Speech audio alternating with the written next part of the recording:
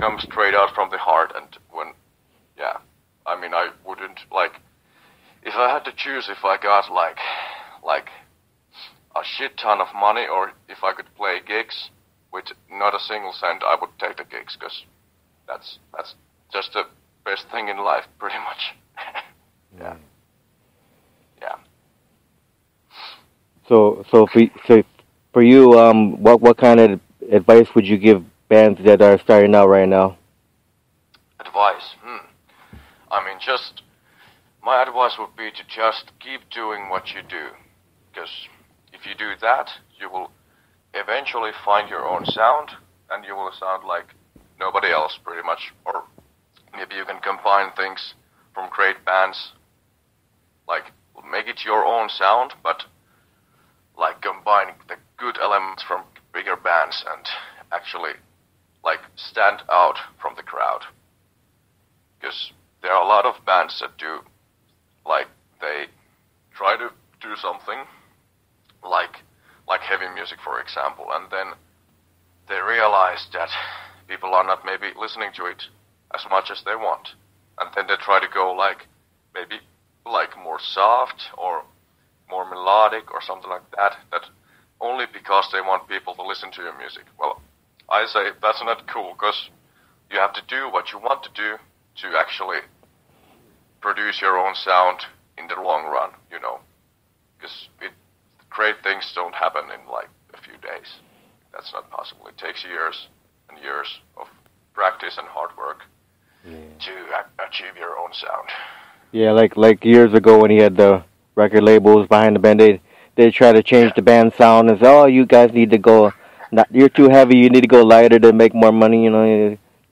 Yeah. Well, that's if we had a label like that, I would be like, no fucking way.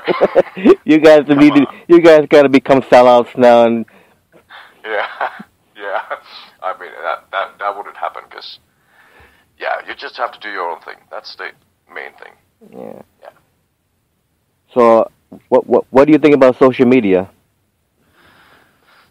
Social media. Well, I personally don't. I'm really lazy with social media, like real lazy. But I think it's good for bands, because it's the main platform you have to use nowadays to be noticed in a way. And I think it has good things, it has bad things, because well nowadays you have to, like, if you want to be like visible on social media, you have to work on it, like push stuff out there all the time. I mean, well, like every week at least, something, a picture, a update, something like that. But I feel like bands have this problem that if they don't have anything to put there, maybe you're writing new songs, nothing interesting is happening with the band at the moment, then you don't, I mean, it's hard to put anything on social media if you don't have like anything like real good to show to the people. So I feel it's a good thing, but I don't like that you're forced to use it so much. That's one of the things that's really bugging me nowadays. But yeah, if you get my point. Yeah. So now, are there any plans for the band to ever come to the U.S.? Well, we hope to get there as soon as possible, but yeah, actually we're doing like this. We're going to do a small tour in Japan. It's next week actually. We're going there next week, next Tuesday. So I hope that will be the first big step for us to tour abroad, because I would really love to go to Japan, Europe, and especially the US, because I don't know, I just find the band culture there, like, I think it's really intriguing for me, and I hope we get there as soon as possible, but we don't have any plans yet. So how many shows you guys doing in Japan? It's 3 shows. It's quite a short tour, but it's the first like gigs outside of Finland for us, which is a huge step, a real huge step. What parts of Japan are you guys playing in? We're playing playing in Osaka and Nagoya and Tokyo. Yeah, so 3 cities and 3 days, 3 cities, and yeah, it's gonna be a fast run, but I think it's gonna be great. Now, do you guys got a following in Japan? You get like messages from people in Japan? Yeah, actually, there has been like even like here, like during this tour in Finland, we had people like, especially at Tampere and Helsinki, like the biggest cities in Finland, pretty much. There was like, I was like surprised that there was actually people from Japan who came here to see our gigs. They were like sitting in the front row. I was like, holy shit! I was like, wow, that's great. So yeah, so I guess there's something going on in there. Yeah, but I don't know. I think we'll see next week. How are the sales of the new album in Japan? Yeah, I'm not sure actually, because I mean, Japan, like the media there, it's so different. Because, like, for example, I can't like, if you do a gig in Finland, you can immediately find a Facebook event of it. But for the gigs we're in Japan, I haven't found like it's a big like festival tour kind of thing. There are bigger bands out there with us too, but I haven't found like a Facebook event yet. But I don't know. I mean, I think the album is going pretty smoothly there, because Mika, our guitarist, has been talking with the promoter guy called Yama over there. Right. And he told us to, well, I don't know, he told us to pack up a lot of shirts and a lot of merchandise with you guys, because he thinks they will sell. So I think it's going pretty good over there too. Now, how about over here in the United States? You guys selling a lot of albums? I don't know. And I don't know. I don't think we have a like huge following in the States yet, because it's a pretty new, like a new place, a whole new battle for us to fight over there, because it's such a huge place, and I think we have to find more contacts to actually to get through the line that you can actually contact press and people like that. So I don't think we actually sold too many of the albums in US yet, at least. But we're working on it to get our marketing game on point over there too. Right. So, yeah. So in say the next 5 to 10 years, where are you hoping to see this band at? Oh my god, that's a hard one. Let me think for a second. I don't know. I hope that we can, like, for me at least, I hope that we can make a couple more albums in the next 5 years, and get, like, the main thing that I would like to see for the band right now is to get to tour abroad. Get to tour Europe properly, get to tour US, get to tour maybe Japan again, just stuff like that. Because, I mean, that's the main thing in music for me, at least, to play the gigs, to make the crowd like feel your music during the gigs and really get there with them, and like just get in the mood with the crowd, because this is basically this music we make it for ourselves of course, but I mean we make it for the fans too. So right. That's a real big deal for me. So I hope to see in the next 5 years, let's say, I hope for the band to actually land like festival gigs and stuff like that, because bigger festival gigs and abroad festival gigs, that would be great. Yeah, maybe like the Wacken Festival. Yeah, that would be like, well, that's like on the top of the list. Like, it would be awesome to get there. Yeah. Mm-hmm. So Emily, I'm gonna ask you some fun questions now. Yeah, sure. Go ahead. What's your favorite food to eat? Favorite food? Oh my god. This is about, I mean, there are so many, I love food. But I think my favorite food is like, well, I love meatballs. Like homemade meatballs with a nice brown gravy sauce and some mashed potatoes. That's one of my all-time favorites. and the meatballs they have to be like real big, like the size of your fist, pretty much. Right. That's the thing for me. Like, if you're gonna eat, you better eat properly, a lot. But yeah, that's it. So, what would be your favorite beverage to drink? Not non-alcoholic and alcoholic both. Which for both of those, what's your favorite? Oh shit. I think I'm a guy who goes for, well, if I get to choose a drink, it's either a Coca-Cola or a real nice smoky whiskey, like something like for 10 years plus old. A nice smoked whiskey would be nice. That's my thing. Okay. I'd say. So, who drinks the most alcohol in the band? In the band, holy shit! I have to say our drummer Ville. he's always not always, but many times out of like the gigs we do, he's most drunk. Yeah. So, what was the first concert you ever went to? It doesn't have to be metal either. It could be different music style. It doesn't. First country. No, first concert. Hold up. First concert that you went to.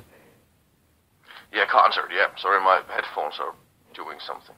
Yeah, I said it doesn't have to be a metal concert. It could be different kind of genre of music to it. Yeah, no, it should be okay. Yeah, but yeah, first concert. What was it? Holy shit. It must be one like a smaller like death metal concert here in Oulu, cause there's this band called. Alright, it might have been a Children Bottom concert. I'm not sure, or it could have been also. There's this old death metal band in Finland called Sotajumala, which translates as like war god of war. Right. Pretty much. They were like awesome back in the days. They've quit though. They don't do music anymore, but I think it was their gig, or then it was a Children of Bottom gig. So around what age were you when you went to their first concert?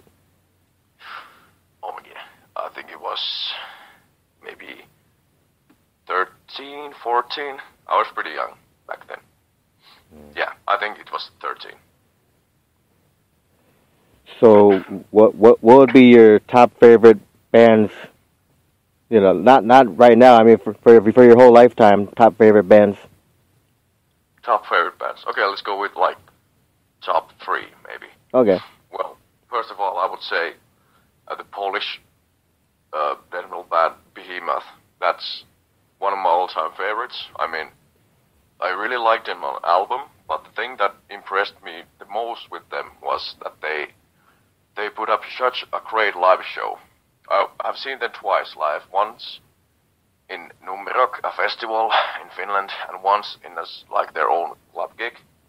And both of the gigs were like really like mind-blowing, really amazing.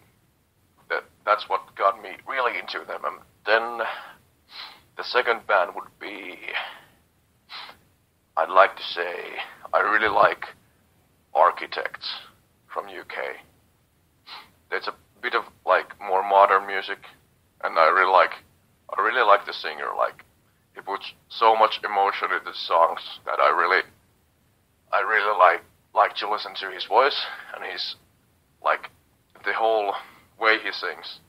That's real great, and of course the music is great as well, and they used like really great ambient stuff in the background of their songs that I really like.